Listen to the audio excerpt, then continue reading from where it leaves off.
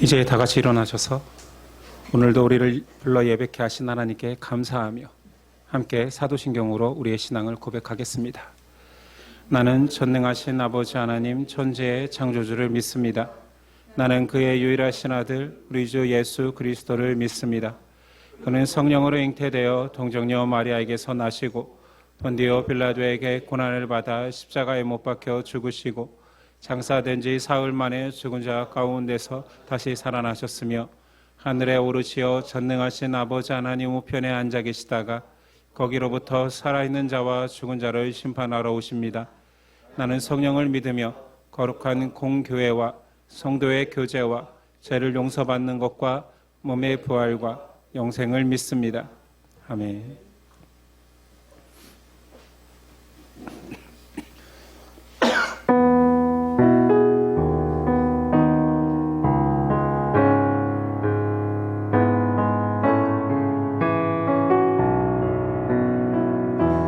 주님 앞에 엎드려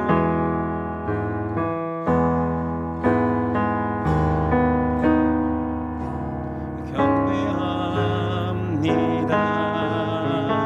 오직 주께 주 경배합니다. 다르신 하나님 오직 주께 주 앞에 엎드려 주 앞에 엎드려 경배합니다. 오직 주께 주 경배합니다. 다르신 하나님 오직 주께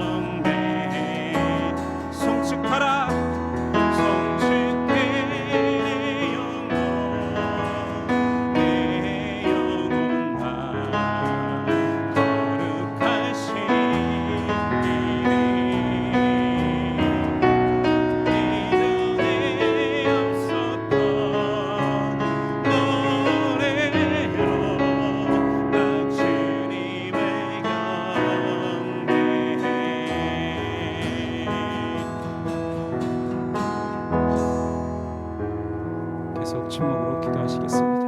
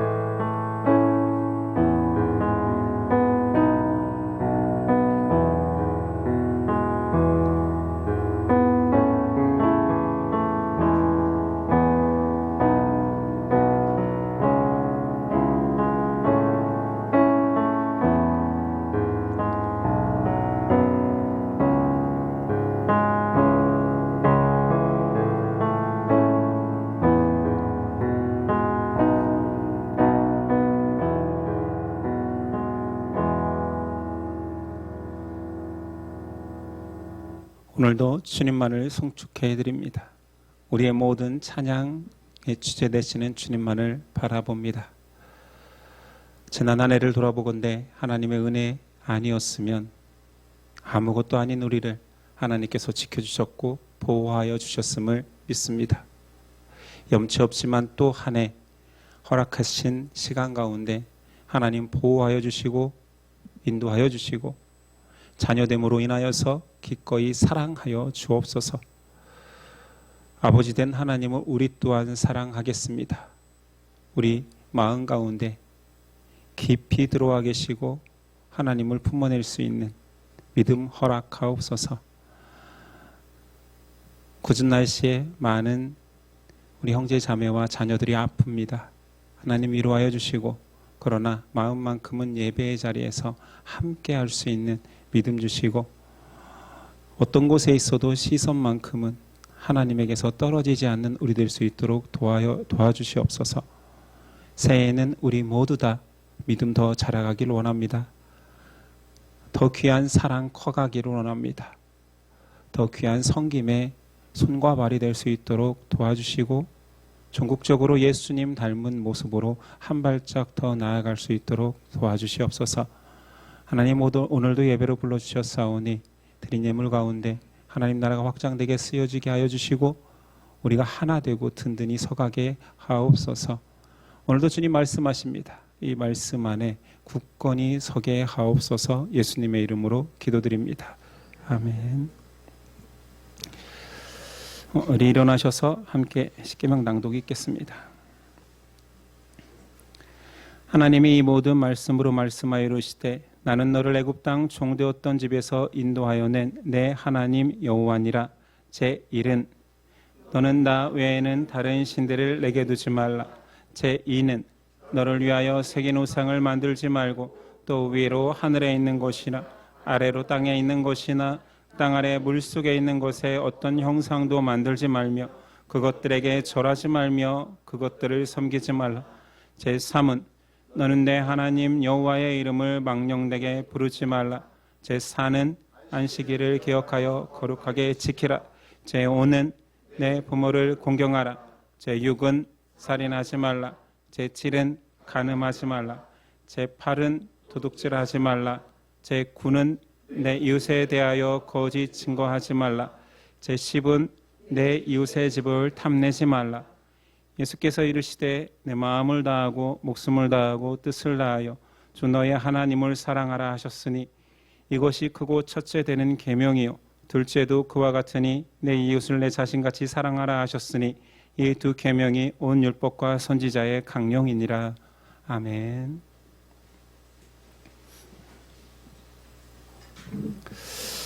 오늘 우리에게 해주시는 하나님의 말씀은 누가복음 18장 31절로 43절까지입니다.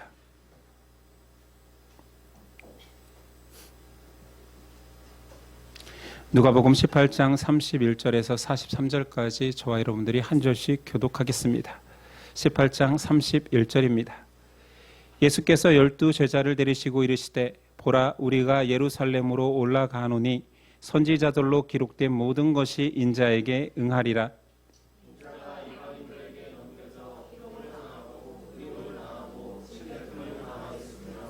저희는 채찍질하고 죽일 것이니 저는 3일 만에 살아나리라 하시되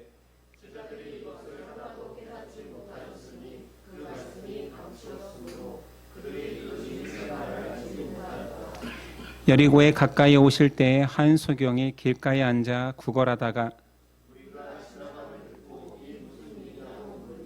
저희가 나사렛 예수께서 지나신다 하니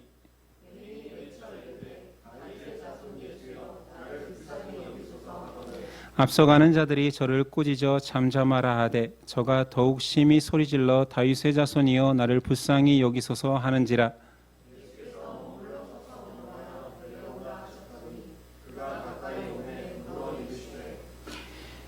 내게 무엇을 하여 주기를 원하느냐? 가로되 주여 보기를 원하나이다.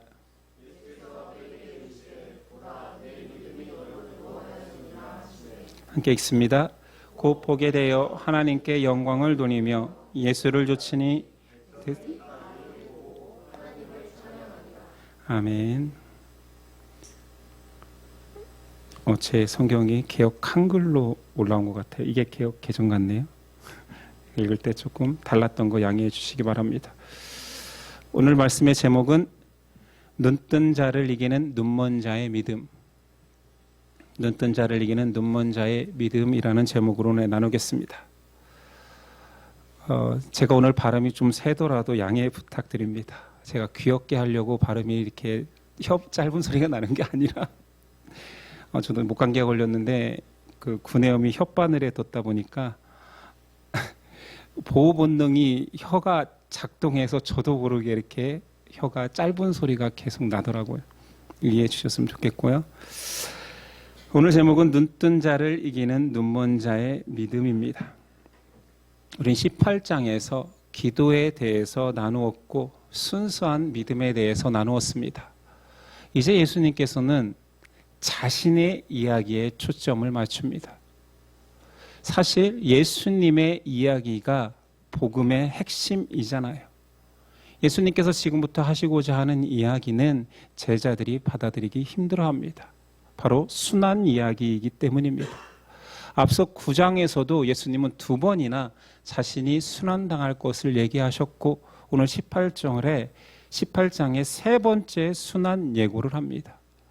이것은 예루살렘으로 가는 마지막 여정 속에서 주어집니다. 31절이야.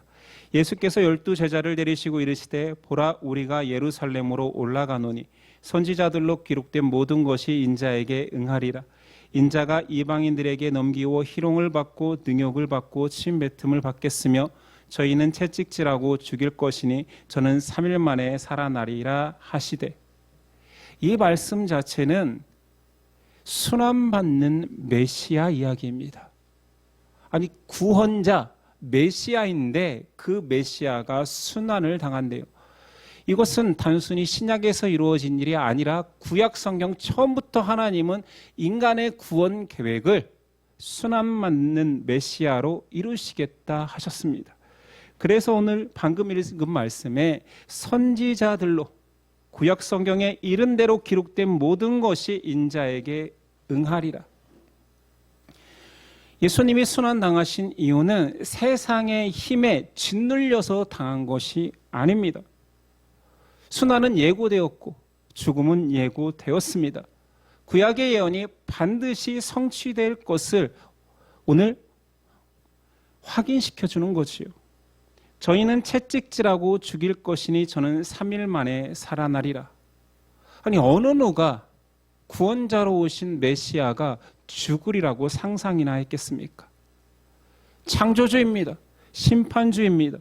그 하나님이 피조물에게 고난을 당하고 조롱을 당하고 심지어 그들의 손에 죽는다고요? 아무도 이해할 수 없는 내용이었습니다. 그런데 예수님, 하나님이 계획한 그 계획의 가장 핵심은 뒤에 있습니다. 그가 3일 만에 살아나리라. 이게 반전이죠. 하나님의 반전의 승리입니다. 세상이 예수를 십자가 형틀에서 이긴 것 같지만 오히려 하나님이 십자가를 통해 세상을 이기셨습니다. 이해하기 힘든 이 복음의 내용을 사람들은 몰랐다라고 변명하기 쉽습니다. 2000년 전에는 제가 예수님을 죽이지는 않았는데요. 저는 참여하지 않았습니다. 말할 수도 있습니다. 저는 십자가 사건과 무관합니다. 심지어 2000년 후에 제가 이 십자가에 예수님을 못 박은 사건과 어떻게 관련이 있습니까? 라고 말할 수도 있지요. 그러나 사람이 변명할 수 없는 것, 하나님의 이 놀라운 구원 계획을 나는 모른다 변명할 수 없습니다. 변명하는 자들에게 예수님 말씀하셨습니다. 요한복음 15장 22절, 내가 와서 저희에게 말하지 아니하였다면 죄가 없으려니와. 예수님이 이 모든 사건을 진술하고 실제로 그 모든 말씀대로 이루는 것을 보여주지 않았더라면 너희 죄가 없을 수 있다. 지금은 그 죄를 핑계할 수 없느니라. 이 모든 것들을 말씀하셨고 말씀대로 이루셨거든요. 예수님은 목숨 바쳐 하나님의 구원 계획을 전하셨습니다. 세상 모든 피조물은 이제 십자가 사건을 부인할 수 없습니다. 나는 몰랐다. 나는 이해하지 못했다. 나에게는 전하는 이가 없었다라는 핑계는 통하지 않습니다. 사람으로 태어난 이상, 호흡하는 생물로 태어난 이상, 세상에서 가장 중요한 이 진리를 받아들여야 됩니다. 이것은 사람이 유일하게 내 생명과 직결되는 지식이기 때문입니다. 과격하게 말하면 내가 우리 부모님을 잊어도 그렇게 문제되지 않습니다. 내 혈육의 친척과 가족들을 잊어도 상관없습니다. 나에게 가장 소중한 친구를 몰라도 괜찮습니다. 사람에게 인류애가 있지요. 도덕도 있습니다. 사랑도 실천하고 가치도 배웁니다. 그 모든 것들을 다 망각한다 할지라도 이 십자가의 진리만큼은 잊어서는 안 됩니다. 왜냐하면 이것이 심판의 기준이기 때문입니다. 흔히 사람이 죽어서 이름을 남긴다고요? 여러분, 이 이름 남기시려고 열심히 사시는 거 아니잖아요. 애국자라고 천국 가는 거 아니고 매국노라고 지옥 가지 않습니다. 의인도 악인도 모두 심판을 받습니다. 사람은 살아서도 죽어서도 하나님의 선물인 믿음으로만 그의 영혼이 결정됩니다. 이름을 후대에 남기는 거, 위대한 업적을 남기는 거, 믿음이 없다면 아무 의미가 없습니다.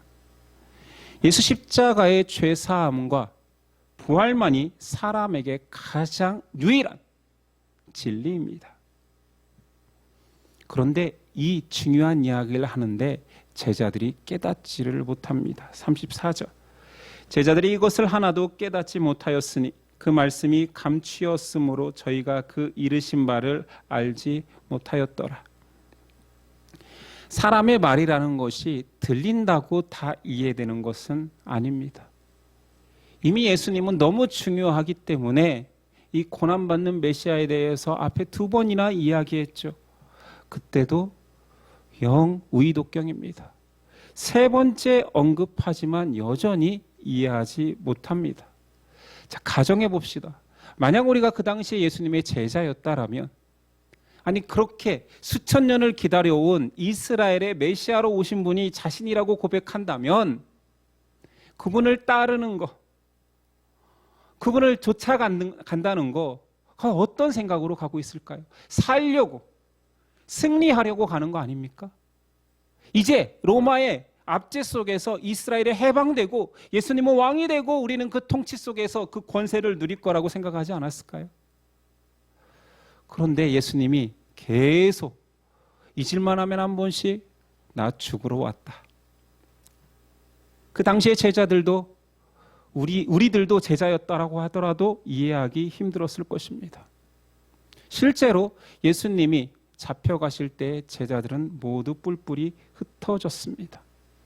고난의 메시지는 다 잊어버린 지 오래입니다. 왜 제자들은 이 진리의 말씀, 주귀한 복음의 진리를 이해하지 못했을까요? 이유는 내 가치, 내 생각이 가득 차 있기 때문입니다. 이것이 사람의 문제입니다.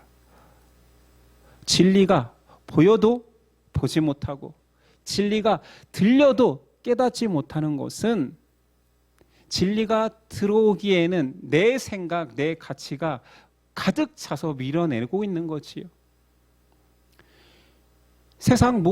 온 세상이 크리스마스는 합니다.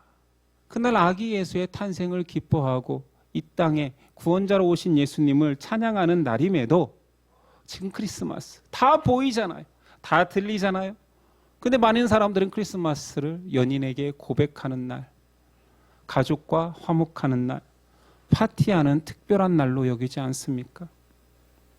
보인다고 듣는다고 다 이해되는 것은 아닙니다. 제자들에게 예수님과 함께 예루살렘의 입성은 이스라엘이 왕이 되는 대관식과 같이 기대하고 있습니다. 예수님이 왕이 되시고 자신들은 그 정치적 권세를 함께 누릴 거라 여깁니다. 그렇기 때문에 오늘 누가복음에는 없지만 이런 일들이 있었잖아요. 야고보와 요한의 어머니는 예수님을 직접 찾아와 더 높은 자리, 좌우에 앉게 해달라고 청탁합니다. 이 이야기를 듣던 제자들은 다툼이 일어납니다. 누가 더 높은 자리에 올라야 하는지 싸우고 있는 것이요. 이렇게 세상적인 것들에 가득 차 있기 때문에 말씀 자체이신 예수님의 바로 옆에 있으면서도 질문하면 언제든지 답이 나오는 진리와 함께 하면서도 그들은 말씀이 들어오지 않습니다. 세상에 우리를 예수쟁이, 그리스도인이라 말합니다. 단순히 주일날 교회 다니는 사람을 칭하기도 하지만 바른 호칭으로 여긴다라면 예수를 믿는 자, 예수를 따르는 자 아닙니까? 예수를 따른다 할 때 우리는 어떤 예수를 따르고 있습니까? 여러분은 교회 다니면서 무엇을 따르고 있습니까? 예수님의 말씀, 진리를 따르고 있지 않습니까? 말씀이 들려야, 내 안에 말씀이 존재해야 하나님의 백성인 것입니다. 오늘 예수님 이 순환 예고 직후에 여리고 소경 이야기를 하고 있습니다. 누가는 참 지혜로운 사람 같아요. 이 두 개의 별개의 사건 같은 이야기가 문맥적으로는 소경됨이라는 주제로 연결됩니다. 앞 단락에서는 예수님의 진리가 가장 중요한 순환이 예고되고, 그러나 제자들은 눈을 뜨고 있으나 눈이 가리워진 영적 소경의 상태입니다. 그리고 여리고 소경은 육체적인 눈은 감겨 있으나 예수의 메시아 되심을 고백하는 눈뜬 자로 비교되고 있습니다. 우리가 성경 지도를, 구약 성경을 지금 공부하고 있으니까 조금 기억이 나실 것입니다. 여리고는 이스라엘의 중부지방이고 예루살렘은 거기서 좀 내려와야 됩니다. 그러니 말씀에서 여리고에서 예루살렘으로 내려가사라고 말하지요. 그 가는 길에 여리고에서 한 소경을 만나는데 거지입니다. 누가복음과 마태복음에는 그 거지의 이름을 바디메오라고 지칭하고 있습니다. 소경이 길가에 앉아 있다라는 것은 사람들이 다니는 길목에서 구걸하기 위해서 앉아 있는 것입니다. 36절이야. 무리의 지남을 듣고 이 무슨 일이냐 물은데, 예수님의 무리가 지나가니 소경이 듣기에도, 거지 소경이 듣기에도 시끌벅적한 거예요. 그래서 묻습니다. 그러니 대답하기를 저희가 나사렛 예수께서 지나가신다 하니 소경이 외쳐 가로되 다윗의 자손 예수여 나를 불쌍히 여기소서 하거늘. 여기서 군중이 예수님을 지칭하는 말은 나사렛 예수입니다. 그런데 놀랍게도 소경이 예수님을 지칭하는 말은 다윗의 자손 예수여. 여기서 구약 성경을 조금이라도 아는 사람은 이 다윗의 자손이라는 말이 메시아 칭호인 것을 알게 됩니다. 이스라엘은 역사상 물론 통일왕국 몇몇의 왕이 있었지만 진정한 통일 왕국의 왕은 다윗으로만 칭합니다. 이스라엘이 가장 강대했던 때고 하나님의 뜻이 가장 이스라엘을 역사하던 때라 믿었을 뿐만 아니라 많은 선지자들이 다윗의 후손으로 올 메시아를 예언했습니다. 이사야 11장 1, 2절. 이새의 줄기에서, 이새는 다윗의 아비지요. 한 싹이 나며 그 뿌리에서 한 가지가 나서 결실할 것이요 여호와의 신 곧 지혜와 총명의 신이요 모략과 재능의 신이요 지식과 여호와를 경외하는 신이 그 위에 강림하시리니. 이사야 선지자 메시아를 이렇게 다윗의 우선 이새의 줄기에서 나온다 하였고, 예레미야 선지자 23장 5절이야. 나 여호와가 말하노라. 보라, 때가 이르리니 내가 다윗에게 한 의로운 가지를 일으킬 것이라.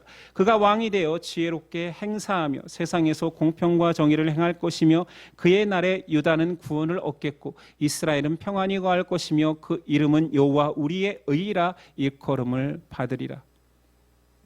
선지자들이 예언했다시피 그래서 이스라엘 사람들은 메시아를 호칭할 때 다윗의 후손으로 오실 오늘 소경이 고백한 다윗의 자손 예수여는 우리가 그렇게 기다렸던 메시아이신 예수여를 고백한 것입니다.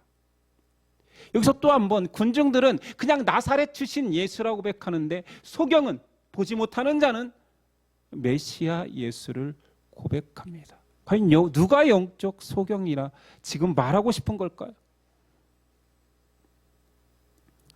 군중들은 오히려 이 메시아를 고백하는 소경을 호통칩니다.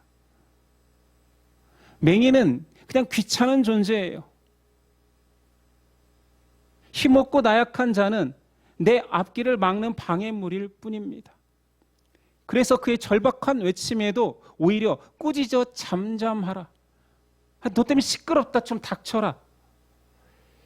어쩌면 맹인은 이런 가혹한 현실 속에서 계속 살아왔고 그게 당연한 것이라 여겼을지도 모릅니다. 아무 힘이 없잖아요.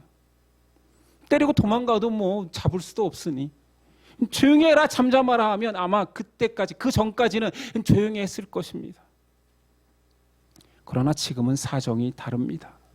그는 멈추지 않습니다. 오히려 더 크게 외칩니다. 오늘 말씀과 동일 본문인 마태 마가에서 외치다라는 단어는 크라죠. 뜻은 짐승처럼 절규하다입니다. 다윗의 자손 예수여 나를 불쌍히 여기소서를 부르짖었다는 거예요.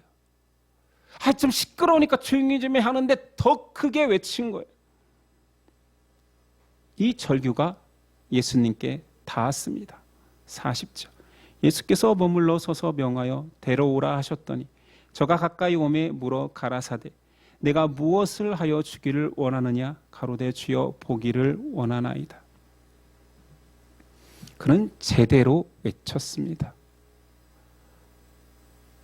세상의 모든 소망도 이루어질 수 있는 그 메시아를 향해서 정확히 외쳤지요. 그리고 예수님은 묻습니다. 무엇 해주기를 원하느냐? 사실 평행본문에서 누가복음이 이 부분을 가장 실감나지 않게 전하고 있습니다. 마태, 마가에서는 이 바디메오가 예수님이 무엇하여 주기를 원하느냐 했더니 겉옷을 벗어 던지고, 당시의 겉옷은 전재산 같은 거예요. 거지에게 벗어 던지고 예수님을 향해 뛰어들고 있습니다. 당연히 맹인의 소경의 소원은 눈을 뜨는 것입니다. 그의 비참함의 시작과 끝이었잖아요. 예수님 명령 한마디로 소경이 눈을 뜨게 되었습니다. 이것은 너무 당연한 것이지요. 창조주의 말씀으로 세상이 창조되었는데 그의 명령으로 나으라 하면 창조의 능력이 있기 때문에 치유의 능력이 역사합니다. 소경은 그 이후에 하나님께 영광을 돌리고 예수를 따르는 사람으로 되었다 기록하고 있습니다.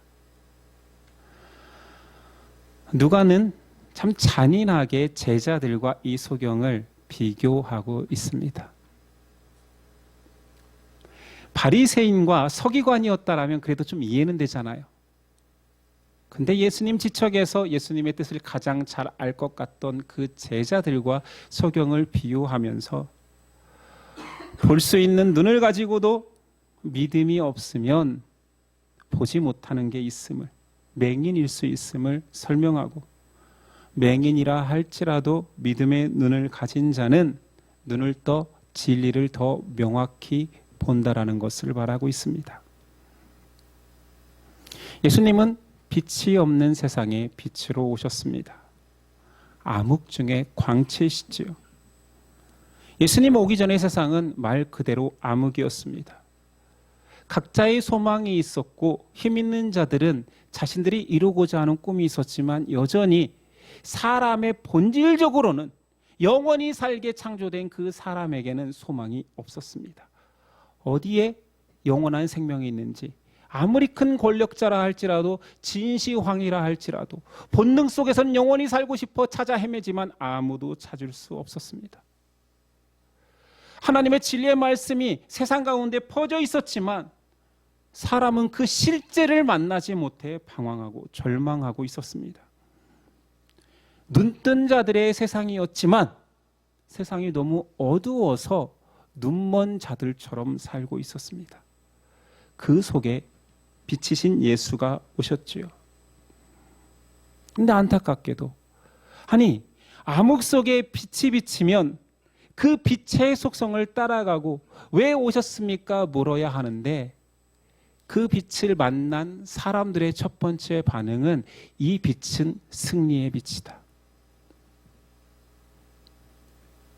심지어 수천 년을 기다려온 이스라엘조차 그것은 생명의 빛, 구원의 빛이라 여기지 않고 이 땅 가운데서의 승리의 빛이라 기대했습니다. 왜냐하면 그들이 기다리는 메시아는 그런 메시아였거든요. 우리를 이 땅 가운데서 힘있게 하고 우리를 앞지 않은 사람들로부터 자유를, 해방을 주는 메시아였거든요. 그래서 유대인들은 예수님을 버립니다. 자, 우리 입장에서 이제 우리 기독교를 봅시다. 생명의 빛으로 오신 예수 그리스도를 유대인과 같은 실수를 하고 있지는 않습니까? 영원한 생명을 갈급한다고 말하지만 진정 우리가 원하는 빛은 영원한 생명의 빛입니까? 승리의 빛입니까? 각 교회마다 여기서도 어쩌면 생명의 빛을 전하지만 그 마음 한구석에서는 여전히 이 땅 가운데서 높아지기를 원하는 승리의 빛을 기대하고 있지 않습니까? 내 가치를 높여줄 빛. 잘나고 성공한 사람들이 교회에서 대접을 받습니다. 리더들은 그들이 떠날까 전전긍긍하고 당신 틀렸다, 당신 그렇게 신앙생활하면 큰일 난다 말해주지 않습니다. 서로 상식선에서만 서로를 대하려고 그러지 깊이 있는 교제를 할 수가 없습니다. 아니 여기만 교회야? 여기는 이렇게 까칠해. 좋은 게 좋은 거 아니야? 예수님이 좋은 게 좋은 거였다라면 제자들에게 3번이나 걸쳐 순환받는 메시아를 가르칠 이유도 없었고 그 길을 걸을 이유도 없었고 결정적으로 너희도 작은 십자가를 지고 나를 따르라 말씀하지도 않았겠지요. 교회에서부터 생명의 빛을 승리의 빛, 욕망의 빛, 성공의 빛으로 바꾸지는 않습니까? 우리가 회복해야 될 믿음은 무엇입니까? 우린 여전히 눈을 떠서 아니 예수님을 옆에다 두고 떵떵거리는 제자들처럼 권능도 행하고 우리가 귀신도 쫓아낸다, 병도 고친다라고 자랑하고 있지만 실제로는 진리를 전하면 외면하고 아니 그거 말고요. 아니 고난받는 메시아는 저에게 부담스러운 일이니 축복받고 좋은 것만 이야기해 주실 수는 없습니까? 저도 목사로서 부담스러운 본문을 만나면 이야기하기 싫을 때가 있습니다. 또 순환 예고야. 또 십자가야. 그러나 다행인 것은 저는 강의 설교를 하기로 정했으니 이런 본문을 만나면 전할 수밖에 없는 것 참 은혜입니다. 안 그러면 성도들과 저의 구미에 맞는 세상에 좀 덕이 될 만한 우리의 교양이 쌓일 만한 우리에게 위로가 될 만한 말씀만 계속 찾아서 전해야겠지요. 우리가 회복되어야 할 믿음은 이제 눈먼 자처럼 무시당하지만 영적인 눈을 뜬 거지와 같은 소경과 같은 믿음입니다. 하나님은 예수를 통해 온 세상을 역전시킵니다. 진리의 역전이지요. 아니, 메시아가 오면 이 땅에 해방이 선언돼야 되는데 메시아가 오셔서 세상 가운데서 죽어버립니다. 아니, 빛으로 오셨는데 어둠에 잠식되어 온 거잖아요. 십자가에서 죽은 그 3일간은 진정한 광채가 사라진 듯 했잖아요. 그러나 결국 모든 어둠을 물리치는 부활의 빛이 등장합니다. 십자가의 역전이지요. 세상을 이기는 하나님의 방식입니다. 세상 속에서 사람은 어떤 지위 고하를 막론하고 이 십자가의 역전에 참여하는 자만 구원을 받습니다. 십자가 없는 구원은 있을 수가 없지요. 이것이 세상 가운데 예수님이 전하신 하나님 나라의 비밀입니다. 눈뜬 자들을 향하여서는 너희는 보지 못하는 자로다. 눈먼 자들을 향하여서는 너희는 믿음으로 눈을 뜨게 될 것이다. 세상에서 승승장구하는 자들에게는 그거 믿음 아니다. 멸시받고 조롱받는 자들, 그러나 예수만이 유일한 소망인 자들을 향하여서는 너가 바로 하나님의 백성이다라고 말합니다. 다행히게도 오늘 제자들은 지금은 눈먼 자처럼 묘사되지만 결국에는 예수님을 끝까지 따라갔기에 하나님의 백성이 되었습니다. 부활을 목격하고 나서야 이 말이었구나. 예수님이 죽으심으로 끝나는 게 아니라 분명히 사흘 만에 부활하겠다라는 말씀을 했었지. 그리고 지금 우리 눈앞에 못자국을 보여주시면서 부활의 예수님을 전하고 계시지. 이 말이었구나. 이것이 그렇게 중요하다라고 3번이나 얘기하셨구나 깨달았습니다. 그리고 그들은 그 부활을 전하는 부활의 증언자가 되었습니다. 한 사람의 소경이 눈을 떠서 진리를 고백하면 수많은 사람들이 하나님께 돌아올 수 있습니다. 제자들이 그 역할을 하였지요. 오늘 말씀 마지막 절 42, 43절 예수께서 저에게 이르시되 보아라 내 믿음이 너를 구원하였느니라 하시매 곧 보게 되어 하나님께 영광을 돌리며 예수를 좇으니 백성이 다 이를 보고 하나님을 찬양하니라. 눈뜬 소경 한 사람을 통하여서 하나님의 영광이 드러나고 하나님을 찬양합니다. 눈뜬 자들은 소경이 되고 눈먼 자들은 눈을 뜹니다. 눈뜬 자들은 망할 것이요 눈 떠서 본다 하는 자들은 망할 것이요 나는 눈이 가리워져서 하나님의 은혜 아니면 눈을 뜰 수 없다 하는 자들은 하나님의 백성이 될 것입니다. 이것이 하나님의 신비, 하나님의 역전입니다. 눈먼 자들을 이기는, 눈뜬 자들을 이기는 눈먼 자들의 힘입니다. 그 놀라운 능력, 믿음을 우리가 가졌습니다.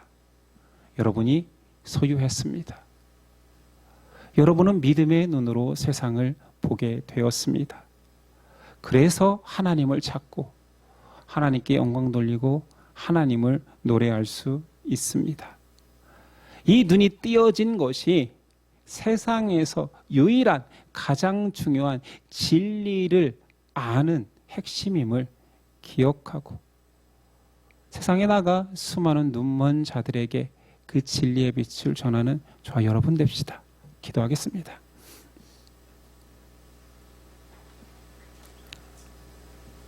주님 감사합니다.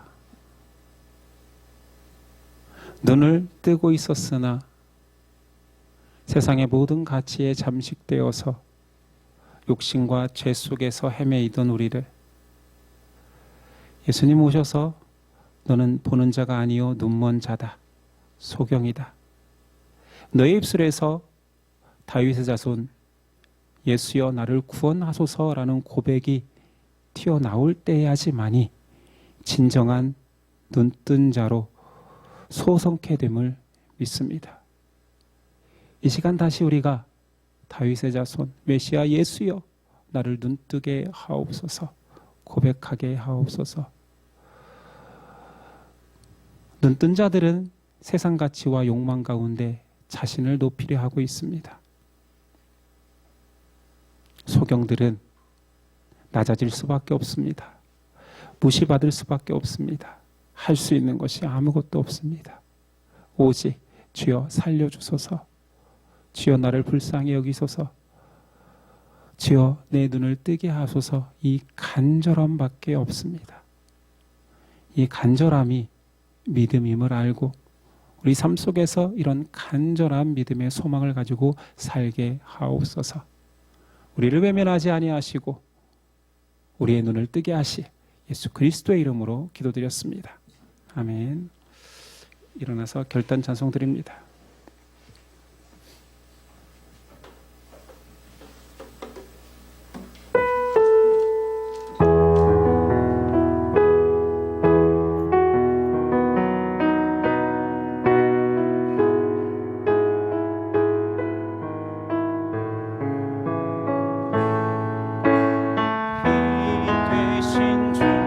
어둠 가운데 비추사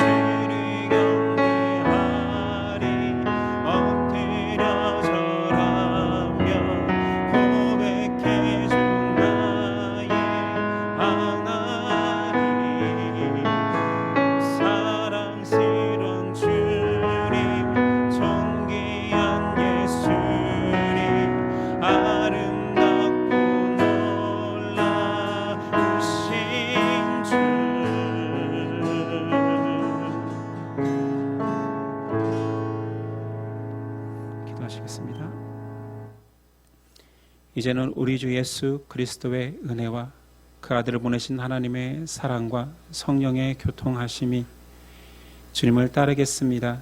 주님의 고난에 동참해 보겠습니다. 내 십자가를 지고 주님을 놓치지 않겠습니다. 고백하는 저와 예심 형제 자매 가운데 지금부터 영원까지 함께 하시기를 간절히 축원하옵나이다. 아멘.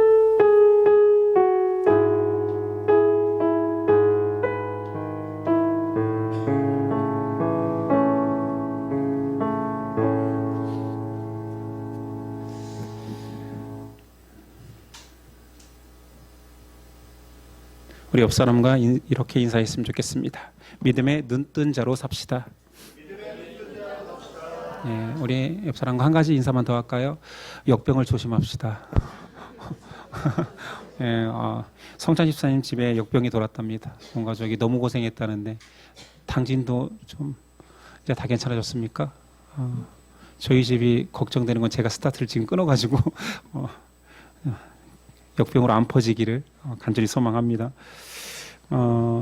오늘은 새해 첫 주일이니까 첫째 주고 하니까 전체 모임을 갖도록 하겠습니다. 올해 있을 큰 행사에 대해서 우리 잠깐 이야기 나누고 또한 여러 가지 여러분들의 건의사항을 듣는 시간 갖도록 하겠습니다.